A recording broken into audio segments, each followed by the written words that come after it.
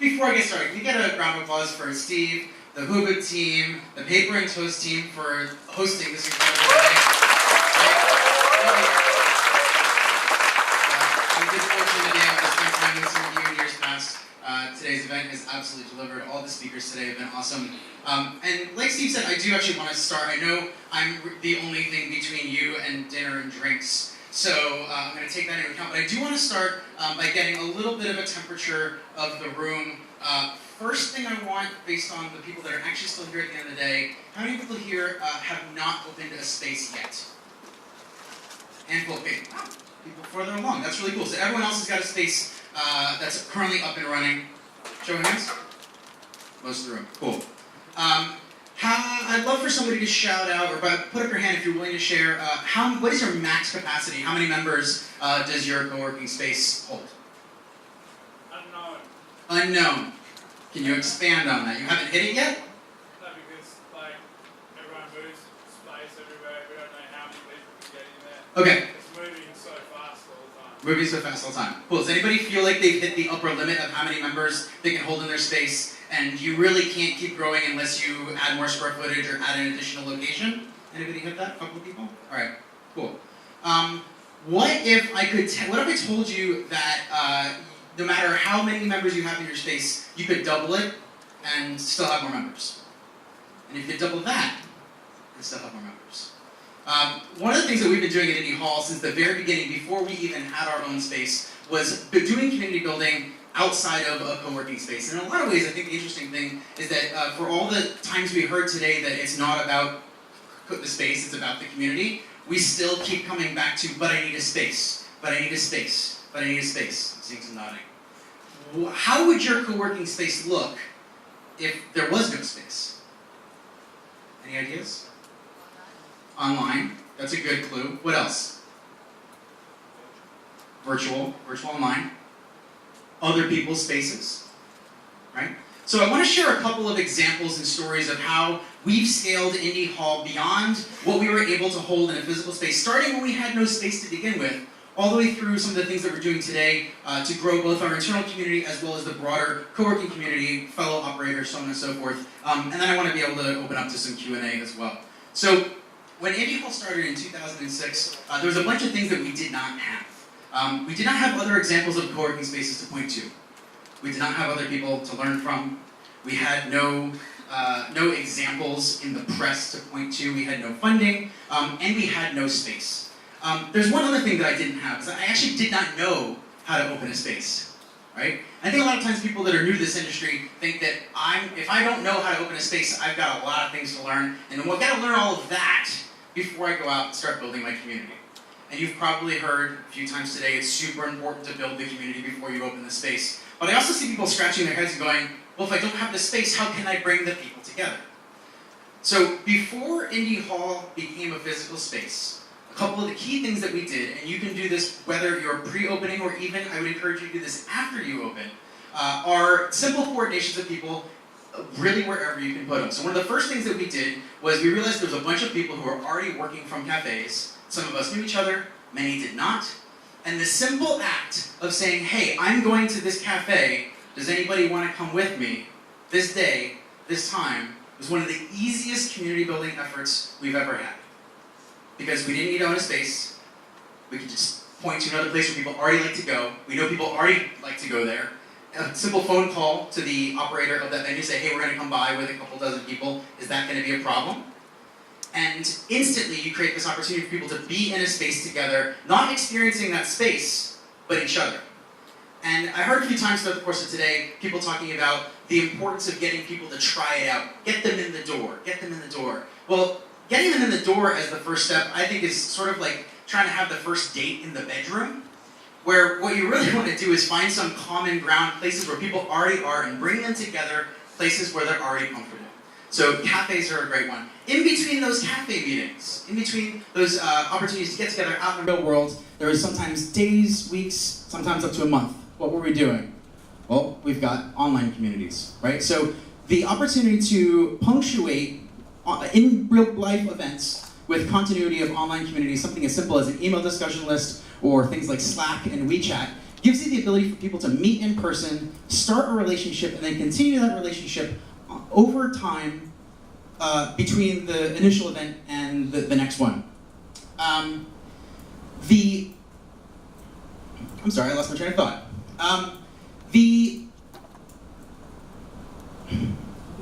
Yeah, we'll come back to it. Wow, totally stuck. That never happens. Yeah, that's fine. Appreciate it. So, how many people have tried building an online community alongside of your co-working space? Yeah. Right. Anybody want to share any examples of how that's gone? Things that have worked really well, things that haven't? Michael.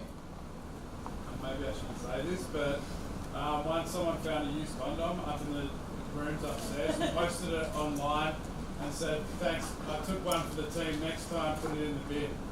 And the amount of stories and the amount of things that went around that is still going on today. It's pretty funny. So is the fact that there was an online community that people felt comfortable posting something they might not have said in person? Yeah. Interesting. Man. Yeah. What's that, Christoph?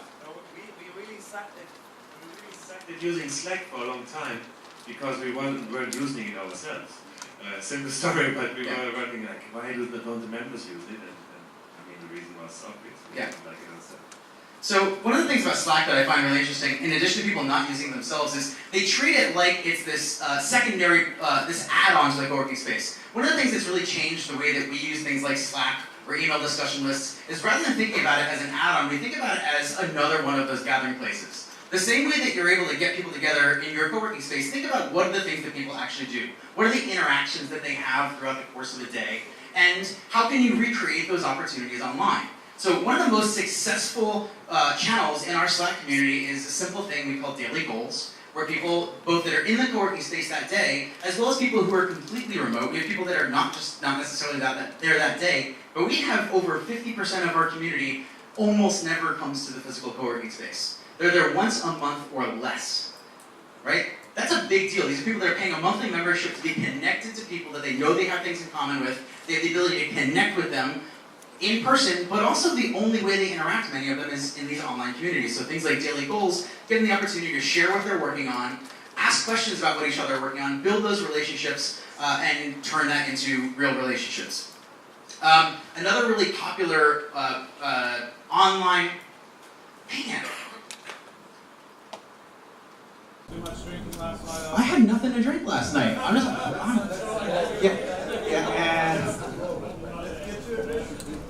Would somebody mind grabbing me a glass of water? Yes, please. So, you started in 2006. Yes. And it was, we started in 2010, so still quite early. Yes. And I find that some things that were working in the beginning for us, and that novelty factor has long expired now, right? So if I were to start a co-working space from scratch, in 2006 or 2009 or 2011, I think it's a brilliant idea, right? To ask people to meet up in cafes and things like that. But right now, if there's Dojo and Hoopwood around me and all of these places, people would be like, why would I meet you up in a cafe? Sure. What do you think about that? Do you think that it should still work now, or? Not only does it still work now, but I also think that people who already have co-working spaces can get a lot of value out of organizing their members outside of their own spaces and having people's first opportunities to interact with their members be in places that aren't the physical space. People walk into a space and there's definitely a built-in concern that I'm going to be pitched, I'm going to try and get recruited, versus doing an event, doing a gathering like that in somebody else's turf, in their home turf in some cases. Even if you've got a physical space to host your own event, finding other places to do it can be really valuable. We do bar and restaurant and cafe takeovers. We also look for other places, popular gathering places. In our city, there's a river rink. It's an ice skating rink in the winter and a roller skating rink in the summer. Popular places for people to gather. It's really easy to look for things that people already want to do and simply ask the question, what if we went and did that together? So it doesn't even need to start with working in a cafe. If people already have a place to work, that might not be the thing that's going to bring them together. Is there a thing that they want to do? If you're new to an area, you want to explore, you want to try things out, you want to see new sites, it might be people coming together to do tours, to take classes, learn languages. The things that bring people together outside of the space don't need to be the work itself. And we can just add to that it's absolutely still working. I mean, we started our space 2.5 years ago. We started our space 2.5 years ago, and for the 12 months before that, we were building the community through cafes and meetups in other, like Chamber of Commerce's office or whoever would give us some space. But we still run a breakfast every second Tuesday morning, anyway, at a cafe outside of our own space. Just it's on every single fortnight, and people know that, and that's where a lot of people do find us for the very first time because it is less, That's where a lot of people do find us for the very first time because it is less, scary Right. to go to a cafe. Absolutely. Meetups. Absolutely. Is anybody doing anything with streaming online video? Is anybody doing streaming online video? Doing your events online? Has anybody done a virtual meetup, a streaming video meetup, where people are actually able to interact with each other over video, right? So there's this incredible tool called Zoom, and a few other things like Google Hangouts. But the beautiful thing about this is it lets you create this environment where, almost like the Brady Bunch, you can create a grid of people no matter where they are, and create the same kind of conversations that you have across the table at a meetup, at one of these cafe conversations, regardless of where people are.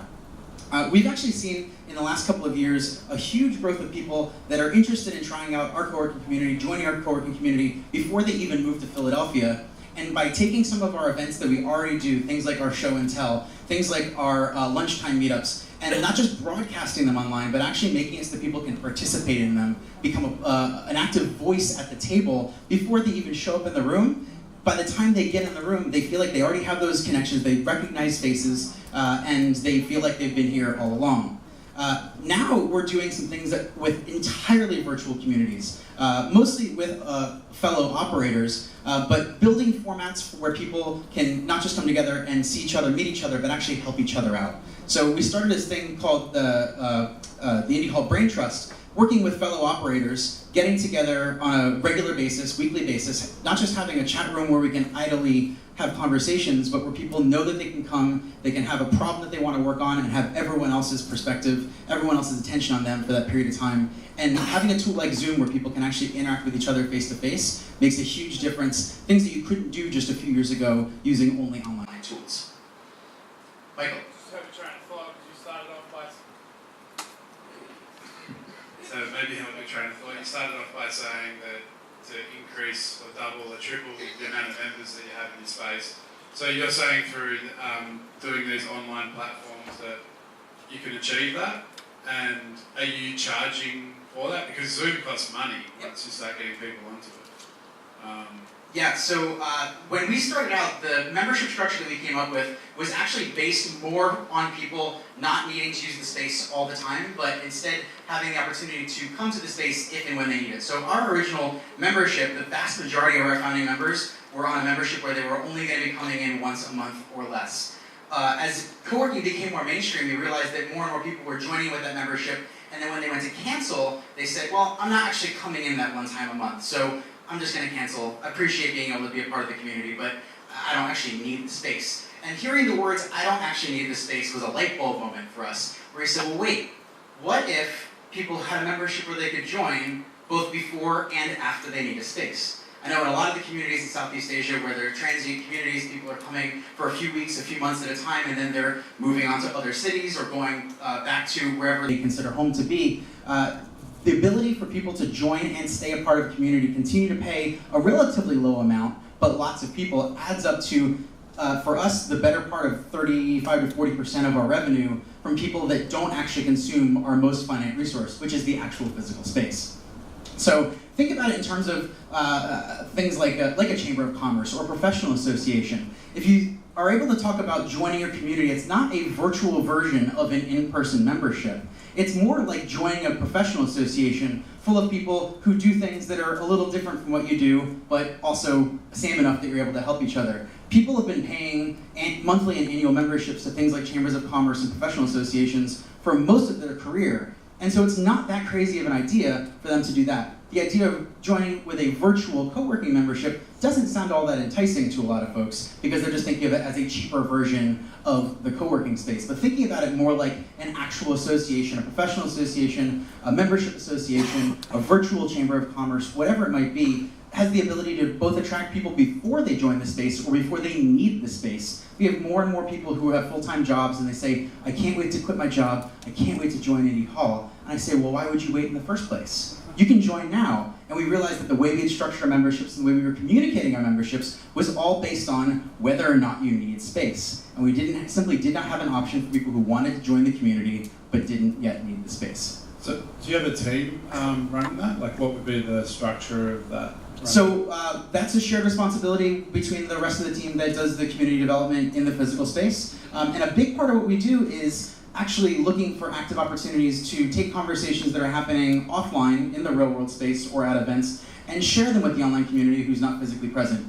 A lot of times conversations will start online and we'll say, hey, we should turn that into something offline as well. So the team that works on that, I'm actually working on both at the same time, creates the opportunity to bridge the gap between those two places. So like I said, if you think about it less as add-ons and more as distinct gathering places, the same way you would want somebody to be able to know what's going on in two different places so that they can introduce people across them and make people aware of what's going on, you can treat your online communities just the same.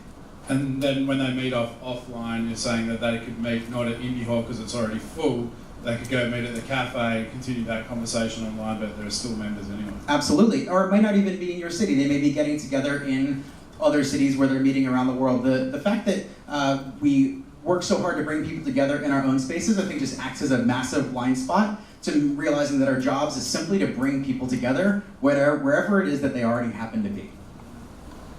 Awesome. Yeah?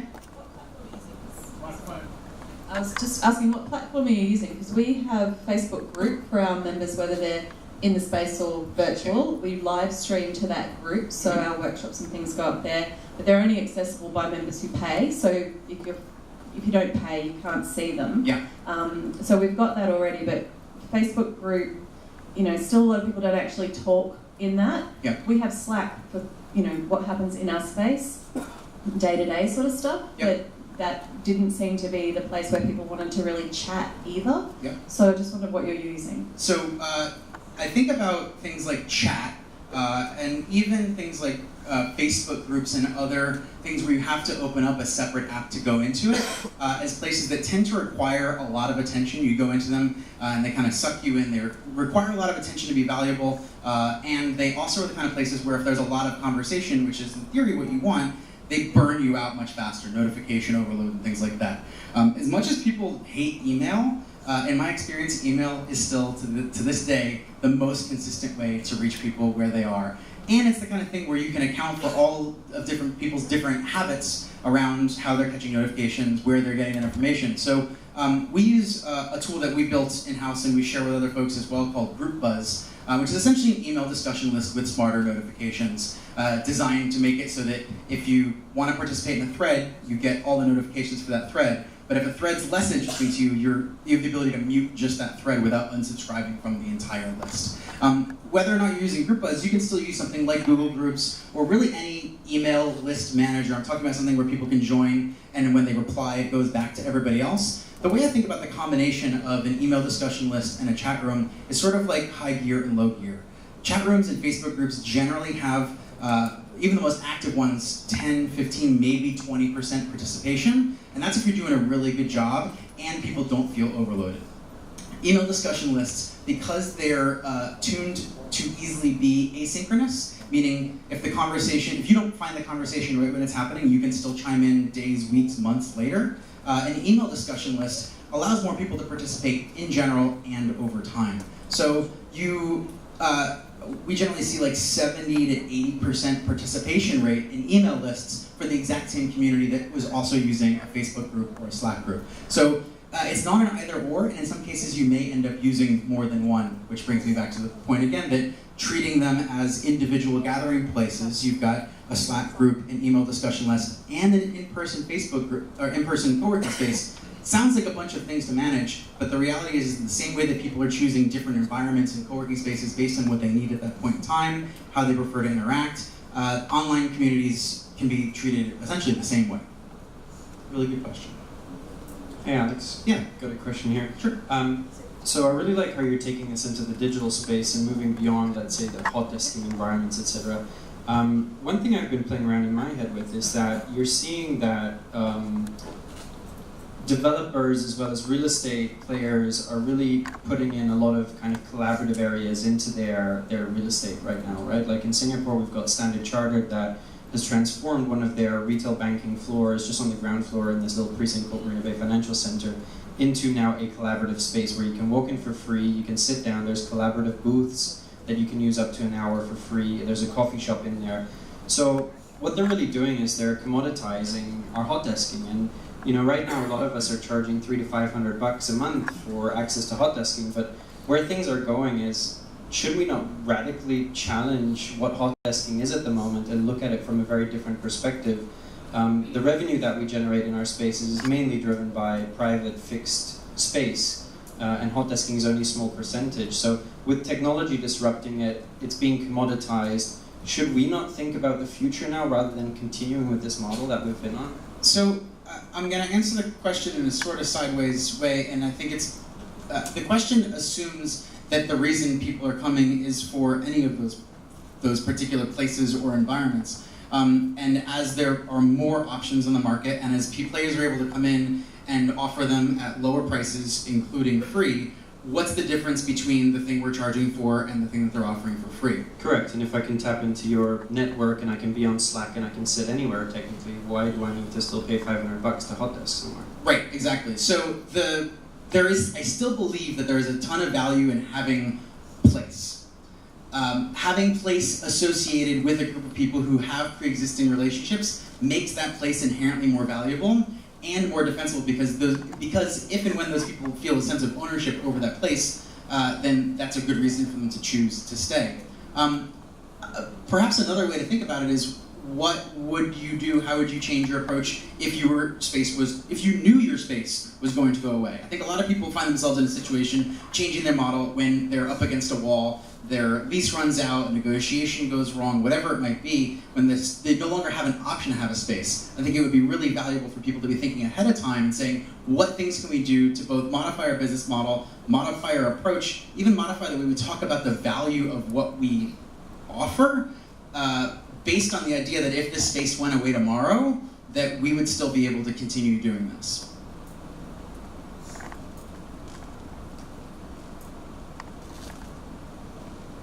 Cool. I think I've got maybe time for one more question. Otherwise, we'll let things wrap up for the day. Oh, over here. Sorry, I could be wrong, but you know, we follow you online and we've Yeah. met a couple of times now, but Indyhall just moved, yeah? That's correct. So you moved to a bigger space. Yep. So how did you approach that decision, apart from the fact that obviously you'd run out of space, but you needed to move, and how did you communicate with with your members? Yeah. And then how have they responded to that? And has the demographic of your membership actually changed? It's a really good question. So one important component of that we were not moving because we ran out of space. We were moving because of one of those incidents with a landlord who decided that the space was worth more, and essentially tried to strong arm us into buying the space from them at a price that didn't make any sense. So we were forced to move. We spent a lot of time with our community talking about this from a perspective of, we're in this situation not by choice, but the best thing we can do is take control over this together. And wherever we end up, and that could include an option where we don't have a space for a while if we don't find something that makes sense, wherever we end up, we are still us. If that means we have to go back to working out of cafes and bars, if that means we have to borrow, steal other spaces, whatever it might be, wherever we end up, that space will be ours because we make it ours together. And the majority of the anxiety came down to the very end, where we're working in a building that was so different from what people had become used to. And it was one thing to hear me say over and over and over, so long as we're here together, this is still going to be the same Indyhall. We followed all the same approaches to when we were starting the community in the space from the very beginning, which was involving people from the get and with every decision-making process. one of the biggest pieces of feedback that we got back after we moved was mostly from the people that were most skeptical, and how much they felt like the fact that they finally understood what we had been saying, that the space was just the space. We had a space that had a bunch of advantages, had a bunch of disadvantages, and this new space, as different as it was still us.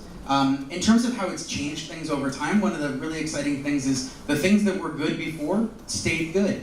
The biggest thing is we're more accessible to more people than before. So one of the biggest complaints about the space we were in previously was it was a little bit rougher, it was a little bit grittier, it was a little more like an artist space, and a lot of people felt like they loved the community, but it didn't have the sense of professionalism. So now we were able to find an environment that matches the desires for people who want something that's a little more professional, but it didn't change the way we approach the design of the space, the overall aesthetic of the space, but most importantly, the way we interact with each other. Cool. All right. Sorry about sort of losing my steam here, especially at the end of the day, but I appreciate you all being with me, and I'm here for the rest of the weekend, so if anybody wants to hang out, chat one-on-one, I'm happy to do that as well. So, thank you.